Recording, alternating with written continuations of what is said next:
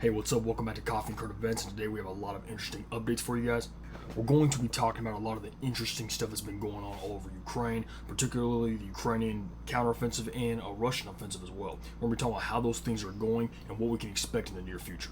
So first of all, let's start off with the Ukrainian counteroffensive, since the media seems to be paying a lot of attention to that.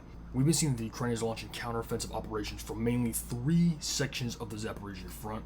First of all, you have the front down here near Kupiansk, and the Ukrainian forces made progress at first by taking the village of Lakove and then moving on to Pidihaki. But after Pidihaki, they haven't advanced too much at all, and the Russians have managed to hold on to Zhirobyanki and keep the Ukrainians at bay, which is stunning because after the capture of Pidihaki, some people thought Zhirobyanki will fall shortly after, but the Russians have actually managed to hold this position, which if you look at it closer, it doesn't look like the most easy position to hold. It's essentially a street with a bunch of houses right next to it, and when you're looking at the way Pidihaki is stationed right here, it looks like the Ukrainians will be able to easily attack it by simply flanking this way across these fields or just doing a thunder run straight through the town.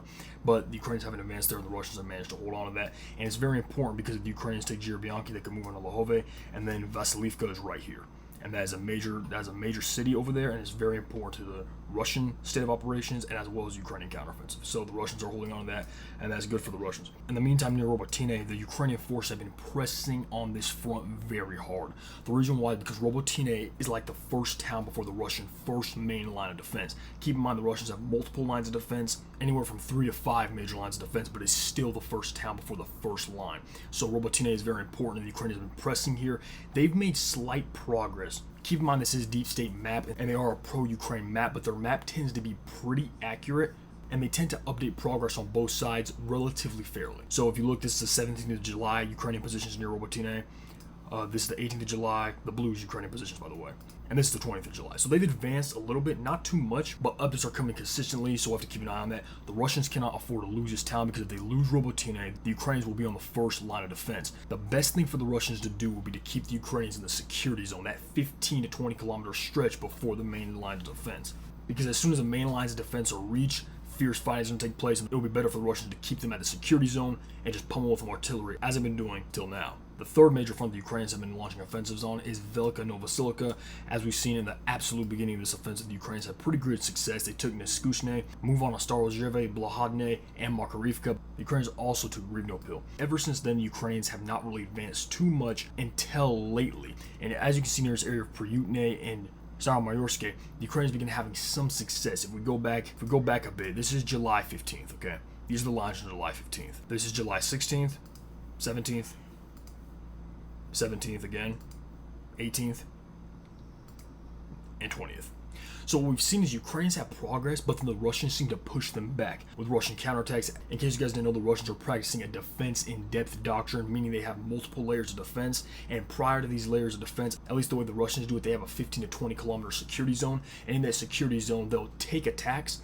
The first line of defense will fall back, and then the mobile reserves will counterattack and retake the lost positions. It exhausts your enemy opponent, and the Russians are able to inflict disproportionate casualties on the Ukrainians because they're simply falling back while their artillery locate the advancing Ukrainians and pummel them. So the Ukrainians have been having a hard time. So those are the three major fronts. Of course, the Ukrainians have been attempting to advance near Novodonetsk and Volodar, but there hasn't really been too much advancements there, so we're not going to talk about that today. Now we're going to move on to the Russian offensive in the north, and then we're going to talk about Bakhmut.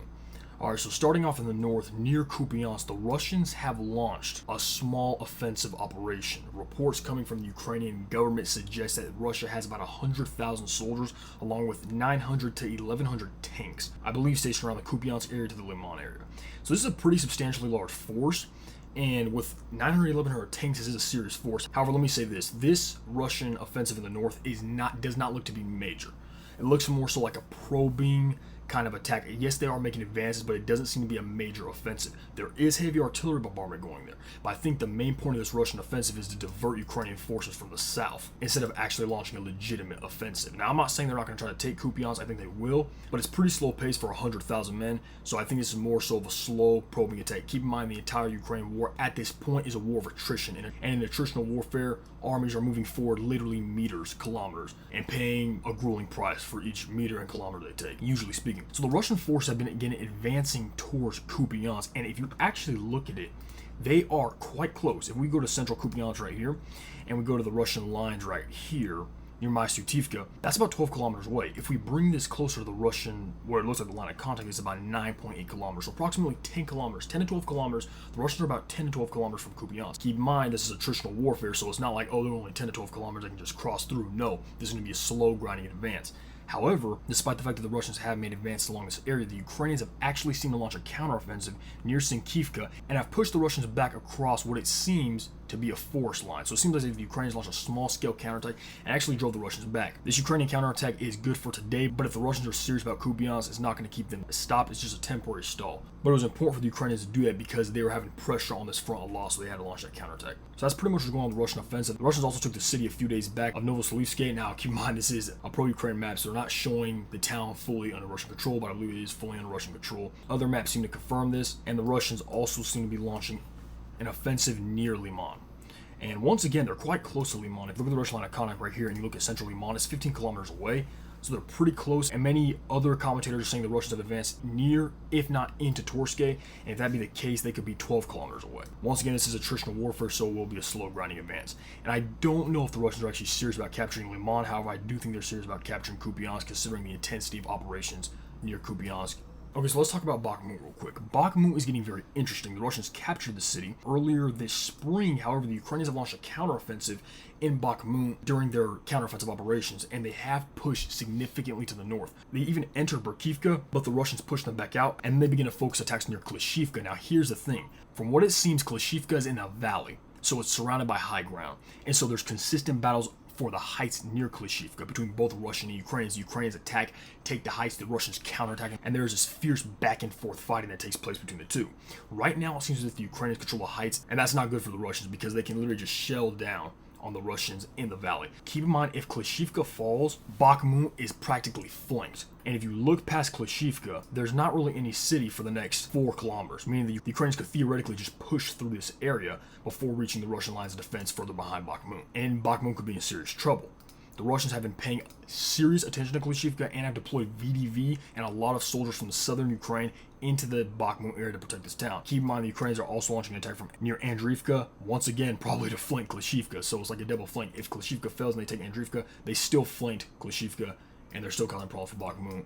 And meanwhile, in the north near Soledar, the Ukrainians have launched offensives near Rozdilivka. I don't quite know what the purpose of that offensive is. I would assume it's to put pressure on the Russian flanks or possibly to crack them. I mean, I don't know if they think they're going to make it to Soledar and then cause this entire salient to collapse. I don't think the Ukrainian offensive near Bakhmut will cause the recapture of the city. It's because knowing that the Russians are practicing defense in depth, there will be times the Russian forces retreat, only to bombard the Ukrainians with artillery and then launch a counterattack. I don't believe they'll capture Bakhmut, but we'll see in the future. So that's all I have for you in this update. Be sure to subscribe to Coffee and Current Events so we're not missing out on any updates we have coming at you. Share this video with a friend. God bless you. I'll catch you next time.